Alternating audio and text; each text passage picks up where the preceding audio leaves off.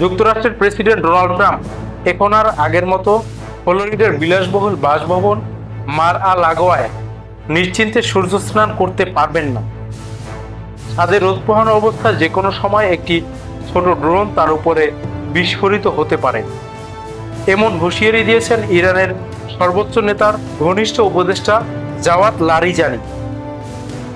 ইরানি টেলিভিশনে সম্প্রচারিত এক সাক্ষাৎকারে তিনি বলেন, ট্রাম্প এমন কিছু করেছেন যার পরিণতিতে তিনি আর রোদে পেট উঁচিয়ে শুয়ে থাকতে পারবেন না। এমনকি একটি ছোট ড্রোন হয়তো তার নাভিতেই আঘাত হানতে পারে। বিষয়টি একেবারেই সহজ। ইরান ইন্টারন্যাশনালের প্রতিবেদনে বলা হয়, জাওয়াদ ইরানের রাজনীতিতে অত্যন্ত প্রভাবশালী একটি পরিবারের সদস্য এবং সুপ্রিম লিডার আয়াতুল্লাহ আলী খামেনির দীর্ঘদিনের উপদেষ্টা। তার এই বক্তব্য এসেছে এমন সময়ে যখন ব্লাড প্যাক্ট নামের একটি অনলাইন প্ল্যাটফর্ম আলোচনার কেন্দ্রে। ব্লাড প্যাক্ট নামের ওই প্ল্যাটফর্মটি বলছে, তাদের উদ্দেশ্য ইরানের সর্বোচ্চ নেতা আলী খামেনির জীবন নিয়ে ব্যঙ্গ বা হুমকি দেওয়া ব্যক্তিদের বিরুদ্ধে প্রতিশোধ নেওয়া।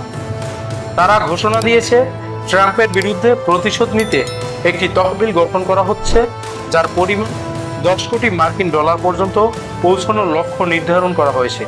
ইতিমধ্যেই $4 কোটির বেশি সংগ্রহের দাবি করেছে তারা।